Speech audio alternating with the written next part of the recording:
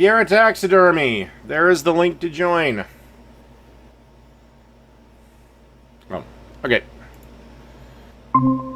Hello. Are we up now? Yep. Excellent. All right. Our topic for the day is abuse. Okay. Go. I would love to start off with just having you define abuse. Abuse is generally a sustained pattern of... You know what? I'm just going to go for the dictionary. Mm-hmm. Use to bad effect or for bad purpose, misuse, treat a person... That's about like alcohol abuse. Read the next one. With cruelty, violence, especially on a repeated basis. Mm-hmm. So...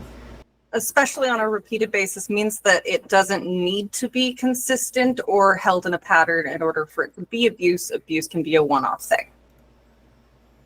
I think it would have to have a pattern, but... You just read the dictionary, though, and the dictionary said that it includes, but is not limited to, the reoccurring nature of the abuse. Let's bring it up again. God damn it. Mm-hmm. Treat a person or animal with cruelty or violence, especially regularly or repeatedly. Especially, which means it is worse when there's a pattern, but it is not necessary for it to be abused, correct? I don't think it rises to the level if it's just a one-off, but I'm not gonna argue the point. So, let's attempt to disagree. Surely there is one form of abuse that you can think of that a one-off occasion is enough for being abused, like rape. Do you have to rape someone multiple times for it to be abusive? No, but that's where anything involving SA or anything like that gets hairy, but no. In that instance, no. Okay. So abuse does not have to be repeated in order for it to be abuse. I'm just trying to get us to agree on a point. And the definition is in the example you gave, I would agree. Mm-hmm. I would agree. Okay. So, what are some ways that adults can be abused beyond the one that I already mentioned? Well, certainly physically. Mm-hmm. Does that one have to have repetition in order for it to count as abuse as well? I don't know. Depends on what depends on how bad the violence got. Like, there's a big difference between somebody slaps somebody and somebody pounds somebody into burnt lasagna. Mm-hmm. Definitely. There is a difference in those two, but wouldn't both, if done unprompted, count as a form of abuse? Again, there's a difference between, like, a single slap versus, again, somebody pounding the shit out of somebody. So I'm allowed to slap you once, and it's not abusive. I'm allowed to slap you twice, but it's not abusive. But the third time I slap you, it's abusive. The third time you're getting hit back. Well, it's not going to happen all at once, but we're talking about whether or not it counts as abuse, not the way that you would react to me. Of course, if I'm hitting you, you are allowed to defend yourself. I'm not opposed to that particular thing. We're talking about whether or not I have started abusing you on the first slap, the second slap, the third slap, and they all happen on different days. This isn't a one-time event. Okay, I don't know. What is your point? So we can...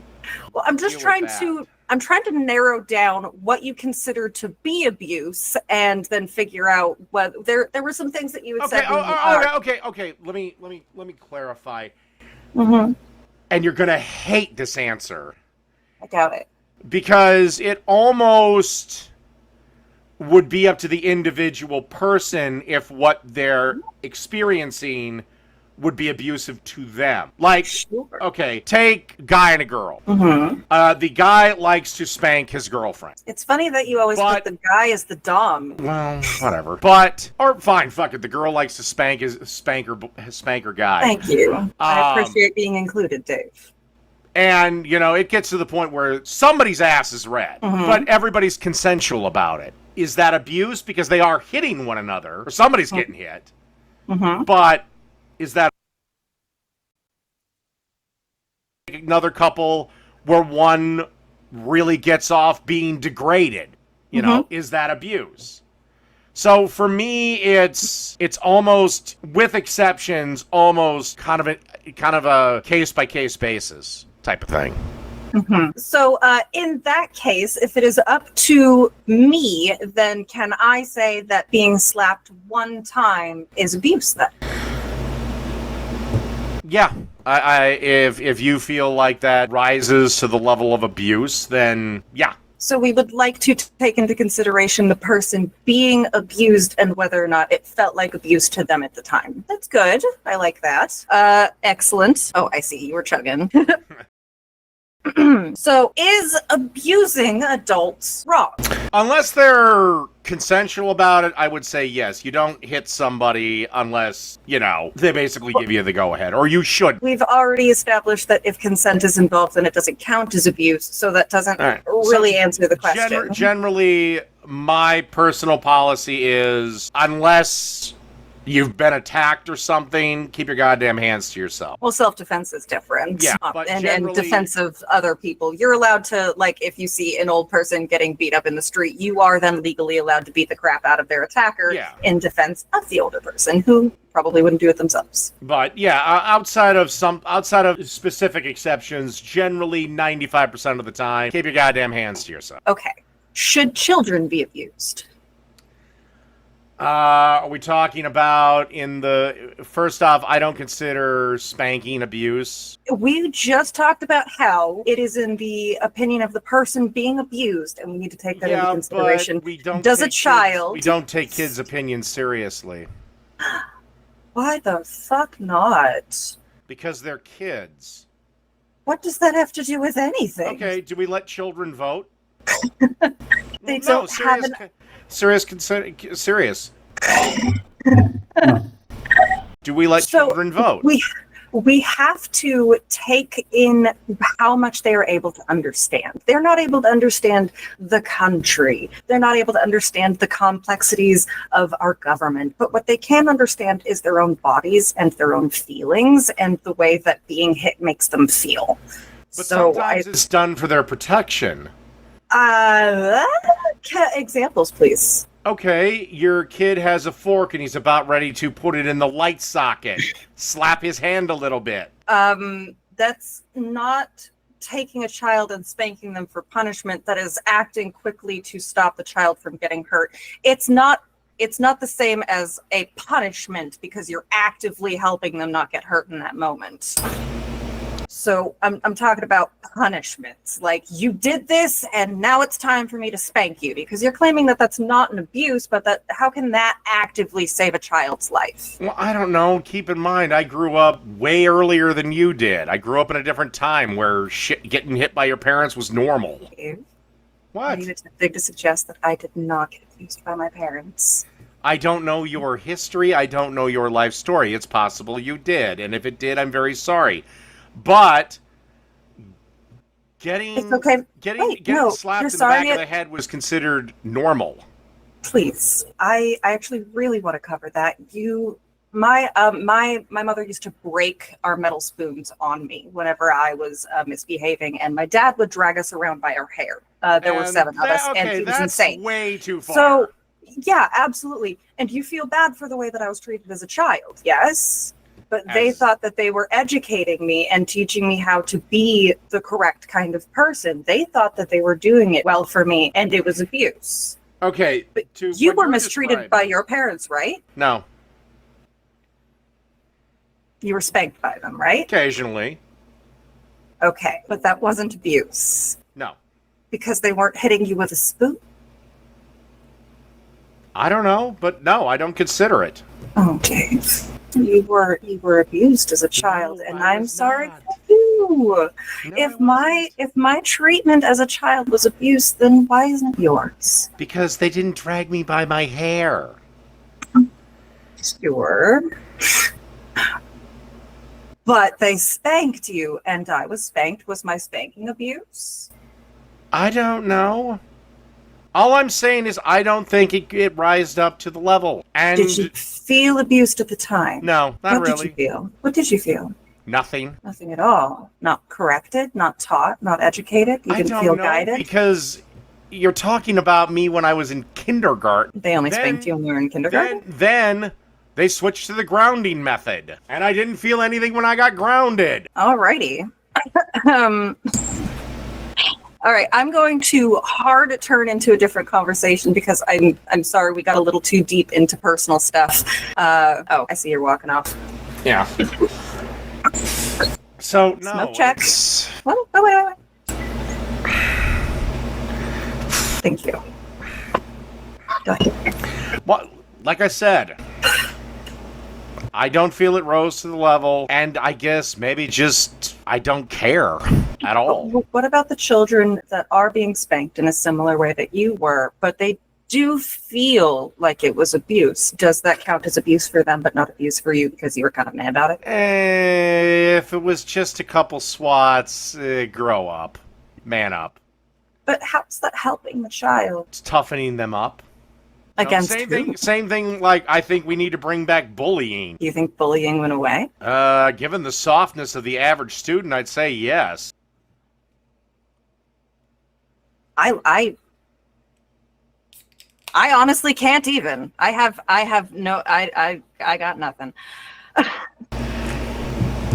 That one fried my brain a little bit. I'm gonna take a little hit. Drink. Okay, hard left. Can men be raped? What'd you say? Can men be raped by women specifically?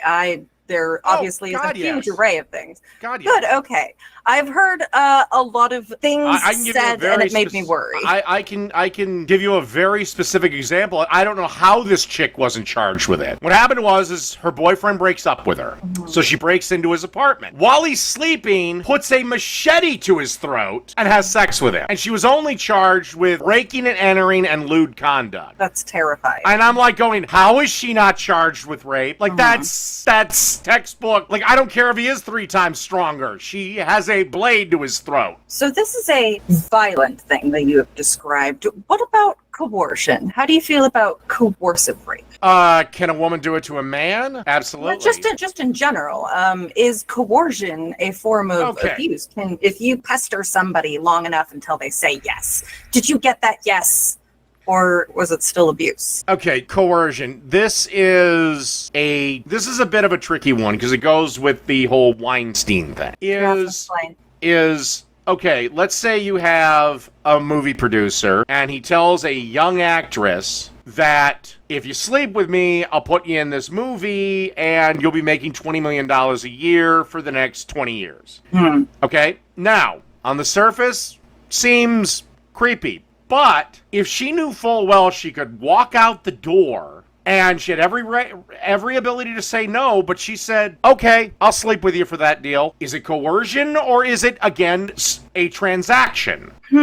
So this feels maybe like you're attempting to draw a line between is the like a form of prostitution versus coercion, because if you were to just give her that money directly and say you can have this if you sleep with me, then it would just be a very expensive prostitute. What I'm saying is they meet the rich powerful man, they get infatuated with him, they sleep with him, and then 10 years later they regret it. So they say, "Oh, I was coerced." It's like, now I will say the guy that's at the bar with the drunk chick pestering them for sex, I don't know what level it rises to, if she's still able to determine yes and no, but I would say that guy's a pathetic piece of shit. Again, illegality that's going to require a whole nother set of circumstances. I'm not trying to touch on the legality, though. What I'm trying to understand is where your boundaries of abuse are.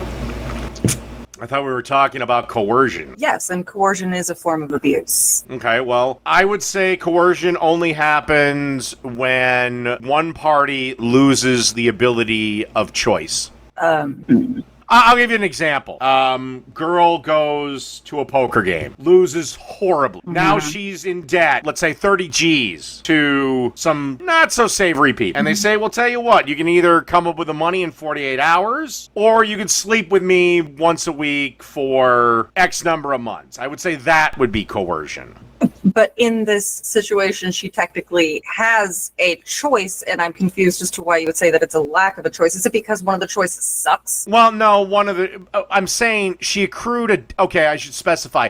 Accrued a debt she could not possibly pay back. So now she doesn't have much of a choice but to sleep with the dude. If that makes any sense at all. I mean, sort of, and I'm trying to connect that to what you were saying earlier about the Weinstein problem and the contract, because what I am imagining is not a woman who has her own career and already has her life set and she's completely, independent, and then she goes to a guy and he says, sleep with me and I'll give you this contract, and she's like, oh yes, please. We imagine women who are desperate, who are already probably already have accumulated a lot of debt. What I'm going from with that scenario, with the initial scenario, is a young actress and this is her first big break. Yeah, but that also means that she's not going to have the means to live comfortably, independently in that time. She is more easy to manipulate than a successful woman. Similarly to the situation where you're talking about a woman who either does not have the debt and is being told she has to sleep with a man, or a woman who has accrued a massive debt that she can't pay off. All right, let's say, I don't know if he's married or not, but let's say Elon Musk walks into a Starbucks.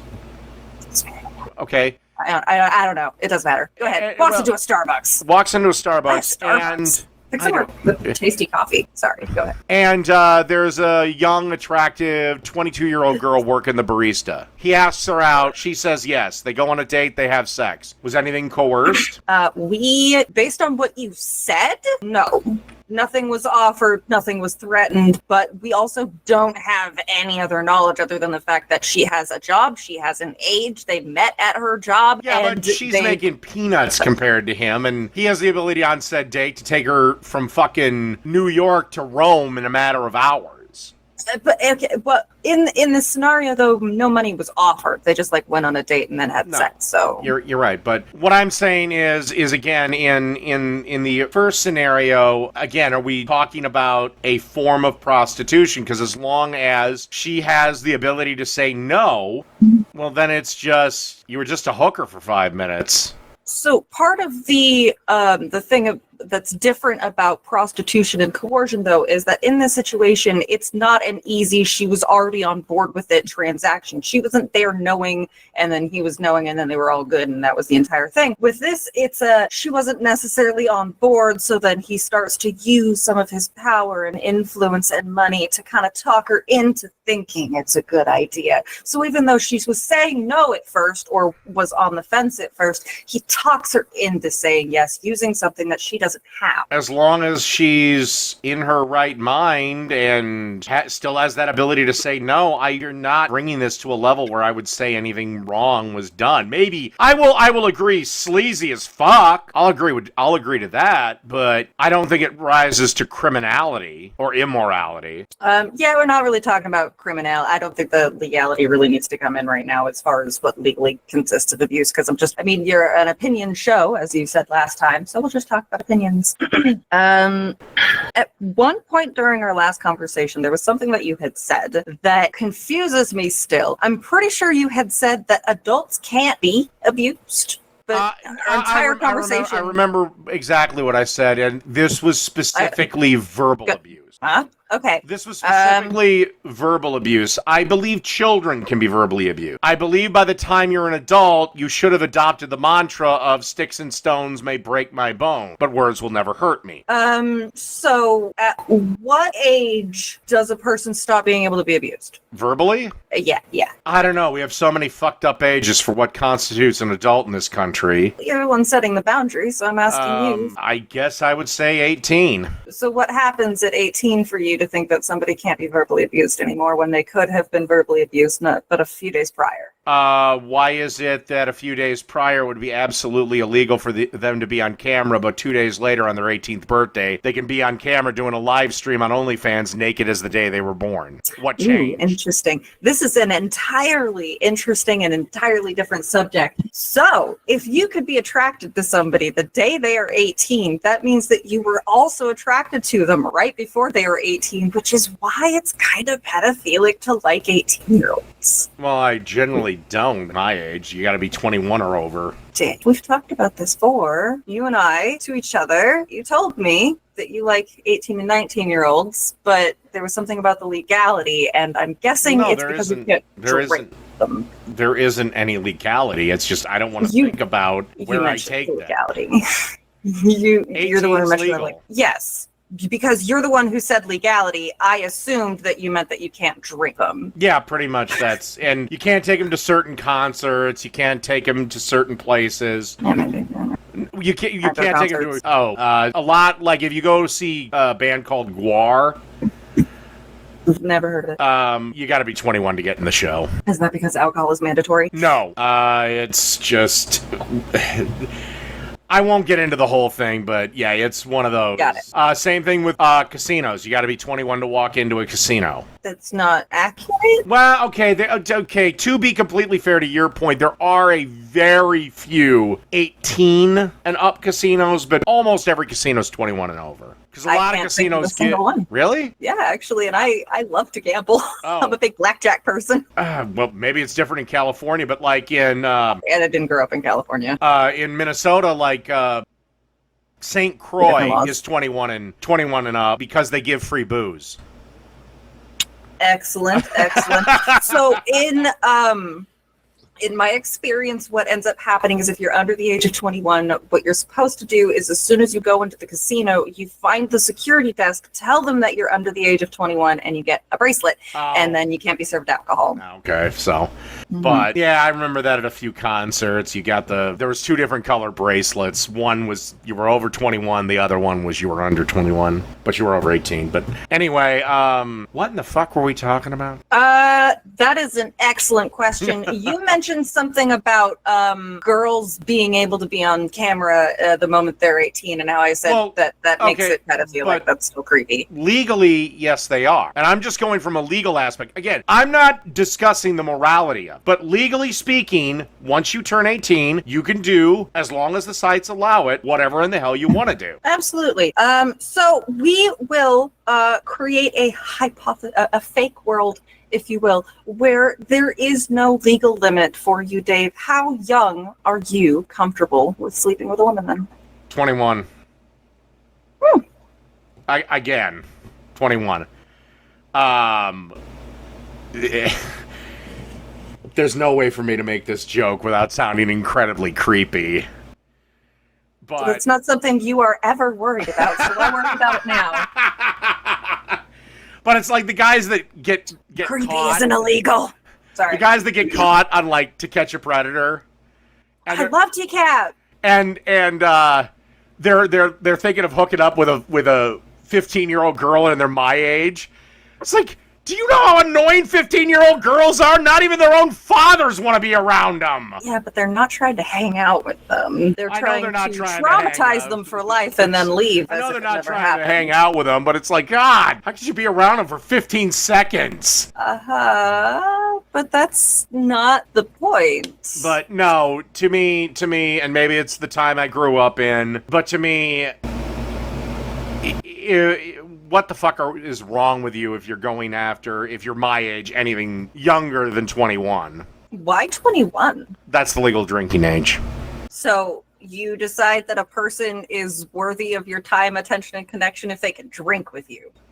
Pretty much, yeah. So your connection is drinking? I don't know. It is what it is. I had to pick an age. Sure, and you decided to base yours off of alcohol. Why not? Because there are other things to base it off of. It's also, they're probably out of college by that point. They're supposed to be a full-grown. They're supposed to be a full-grown adult. Okay. I mean, I don't know. If they just got out of college, do they have the experience to be considered a full-grown adult when they've still just been going to school the entire time? They're supposed to be, but college is really fucking that up.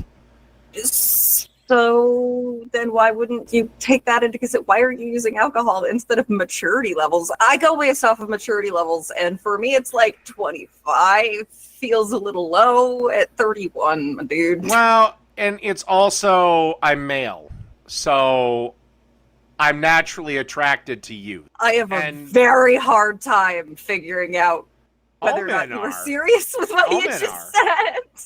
All men are attracted to women younger than them, or almost all of them. There are exceptions because of fertility. Not everyone wants to have kids. No, not everyone. So then why would that be an attraction but that's thing, something kind of hardwired in males. We're attracted to typically younger females because of fertility. Do you know why people don't like it when you call them females instead of women? Are you aware of why? I don't know. I was trying to be PC because we can't define what a fucking woman is anymore. That's not accurate. But the reason why women tend to be upset when guys refer to them as females, I mean, other than the Star Trek thing, a female applies to, like, a cat, a dog, a whale, a fucking mouse. Like, that's a female mouse. Would you prefer female human? No, woman. Woman works fine. Or person, because I'm a person. But you're also but when a you female. when you call it female, it breaks me down to the science level. It breaks me down to a body. But I also refer to men as males all the time. But when men aren't dehumanized as often as women, so there's not a systemic problem there. I'll bulk on that a little bit. Men are dehumanized all the time. It's just no one cares. You know, there are definitely ways that toxic masculinity affects men in like everyday ways. And toxic femininity affects men way more. Do tell. Okay, there's a fat acceptance movement for women. Fat men are still fucking fat ass losers. Hold on now, though. That's by other men. Women. Okay, sure. I will grant you that there are women who prefer the skinnier, slender bodies. But as a lady who knows a lot of ladies, there is no fat acceptance movement for men. No, we call it a dad bod. We love a good dad bod. Yeah, but he had to be a bit of a different shape before he became the dad bod. I don't understand what you mean. My point is that there is no fat acceptance movement for men. But we like dad bods. That is our fat acceptance movement. Dad bods. So you date a fat guy. I'm married to a fat guy. Damn! Damn! I thought I'd. Okay. Oh, lost my headphones. Shit! That was proven you had 4 aces the entire time. Goodness gracious! I lost some water on me. Ooh, are we gonna get a zoom in on that? That'd be awesome. Okay, go ahead. Tell me more how I don't like fat men. Well, you pretty much just sunk that entire argument. Surprise! I don't think it was very sturdy to begin with. So, anyway, what in the fuck? Did you forget your words? Outside of you liking fat, no, I'm still on the you like fat guys. Every other thing that I brought up has left my brain.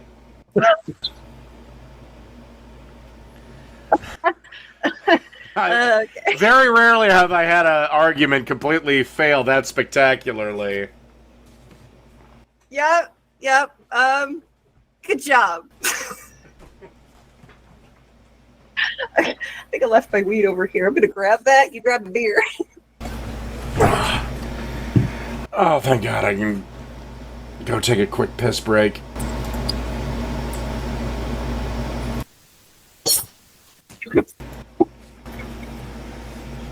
Okie dokie. We're good. So yeah. Anything else you got? Okay. There was a question that's a throwback to our last conversation. If I can finish off our conversation with a throwback. if somebody has not been sentenced to death, then do they deserve to live? If someone has not been sentenced to death, do they deserve to live? Mm-hmm. Yes. In prison? No, just everybody. You, me, anyone. Kid across the street. I don't know. Person. Yeah, if they haven't been sentenced to death, yeah, they get to live. I don't... Not get to, deserve to. Is it our right? Should we be able to live? Because at the very least, we haven't been sentenced to death. And while I don't agree with the death penalty, you do. So I want to know your opinion. Yes, they deserve to live. They have not committed a crime heinous enough of warranting the death penalty. If a person deserves to live, then do they deserve a living wage? Then they have to get a job that pays a living wage. Not every job is designed to give a living wage. There are basically any part-time job should not be considered a living wage job. They're primarily worked by kids looking to get their feet wet in the employment market. All of our first jobs were part-time jobs. Worked by older people or maybe stay-at-home moms just to bring in extra money. Or the final group that should be working these part-time jobs are old people, but they don't need the money. They're just looking for something to do. Okay, so if let's say that I'm fine with that. That not all of these need to pay what is considered a living wage, but those people still deserve to live. So then, why can't we provide life for them if they are just working on these part-time jobs that don't pay living wages? Because it is your responsibility as an individual to sort your own shit out, not the government's and not the communities. I think that you and I disagree very, very deeply on what a community is. Probably. But at the end of the day there's an old saying that I love: if you don't work, you don't eat.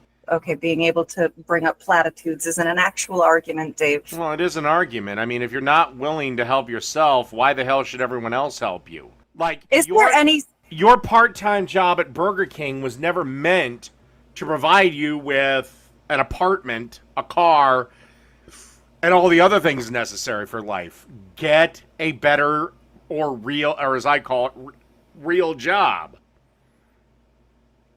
Is there any such thing as a self-made man? Yes, there's plenty of them. Please explain how they are self-made.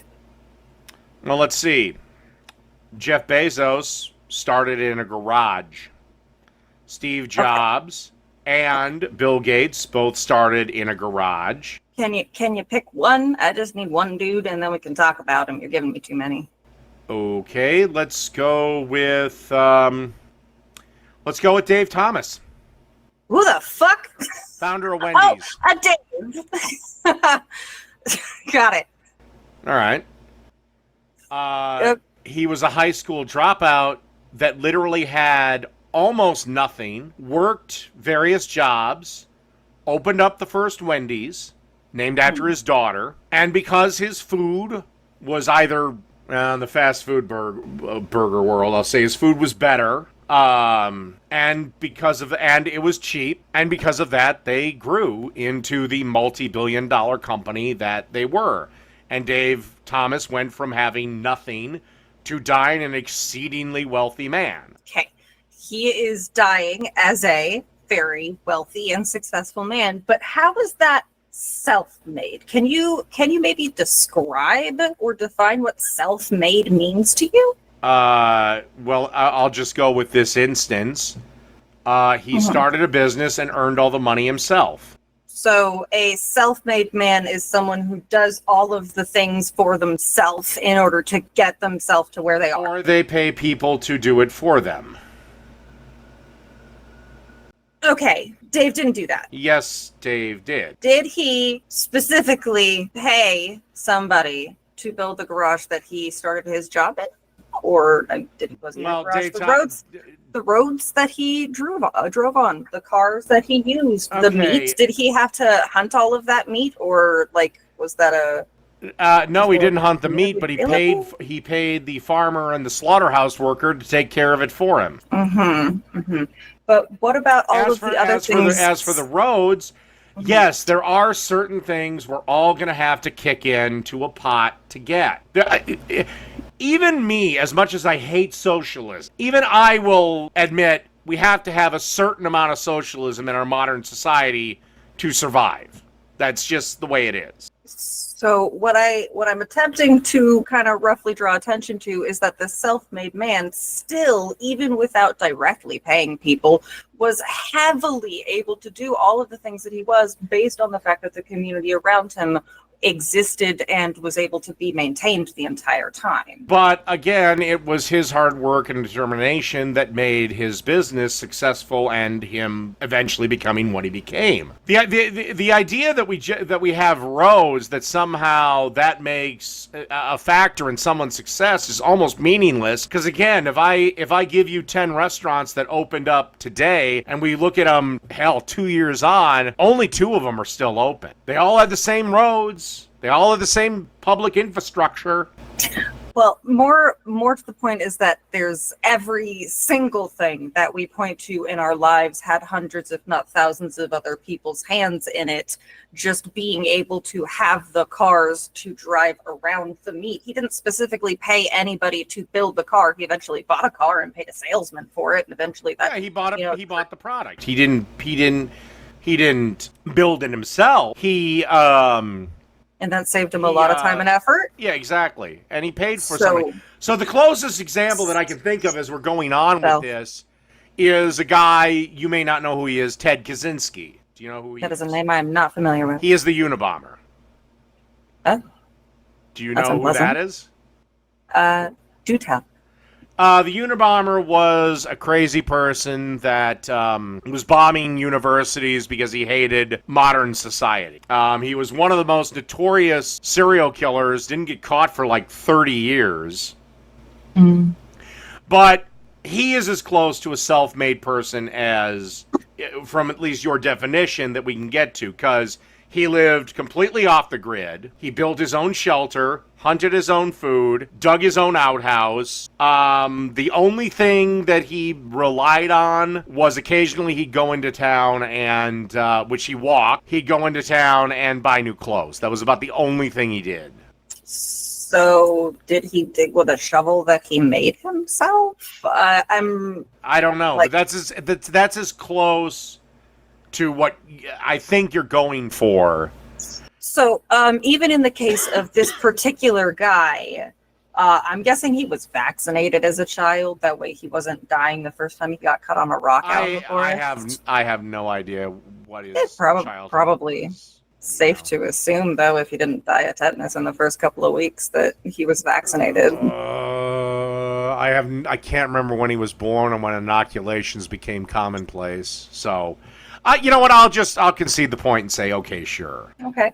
That is not necessarily a specific thing that any one particular person pays another particular person to do. Vaccines is this thing that we do as a community to help each other out, and we all benefit from it. Yeah? Yeah. And just getting vaccinated is helpful to the community because it means that we cannot spread germs from one person to another that it would kill, because we might be fine, but the person that would give it to might fucking die.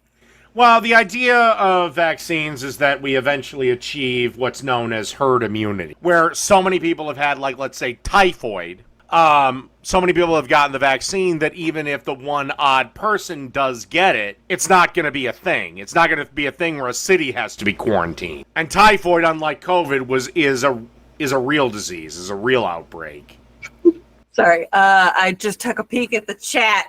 Somebody said, the debate is over. Well, just debate over. But like, why? Well-adjusted guy. I shouldn't be looking at chat. Damn ADHD. I was trying to listen. I really was. But also, my door got a knock, so I got distracted anyway. We're coming to the end of the hour anyway.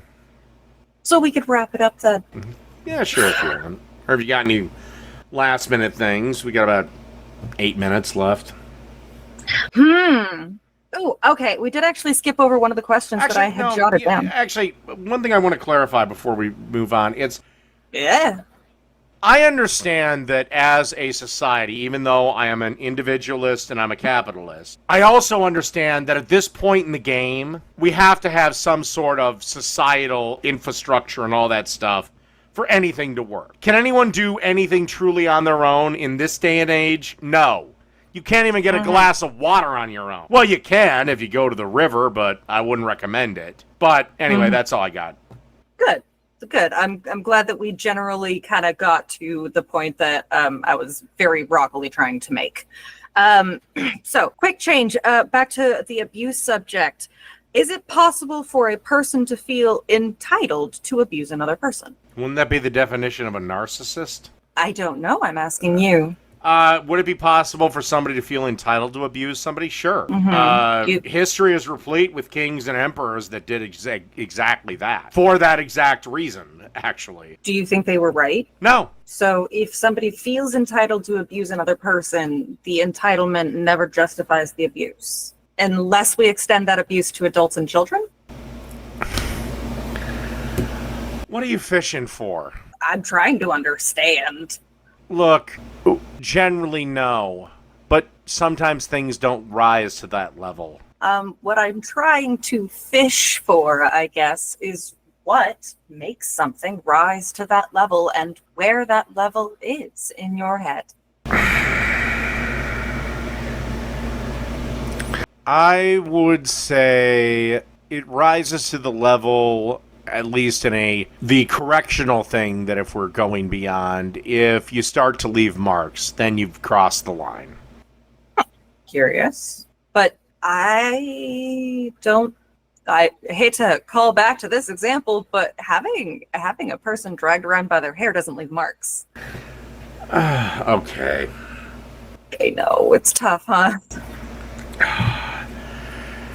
You know what I'm getting at. As long as you're not... Well, no, I don't. I'm quite confused. Okay, so how do you discipline a child, then? I talk to them about the problem and then try to find real-world consequences. Like, if the action is they intentionally spill a bowl of cereal all over the floor, I'm going to talk to them about why that was bad, and then they're going to clean it up with me, and that's it. And what if they do it again? And again? We go through it again. We go through it again. And eventually, at some point, slap their little hand. No. At some point or another, I have to question whether or not there's something else that's causing this behavior, because even though they would definitely understand at that point why it's not good to be dumping the cereal on the floor constantly, they are still choosing to do it. And I, as the parent, am responsible for figuring out why they are being driven to do that and try to help them not feel that drive anymore. And hitting them is not that. Okay. What if your son... I don't have one. I know. I didn't say you did. I'm just hypothetical.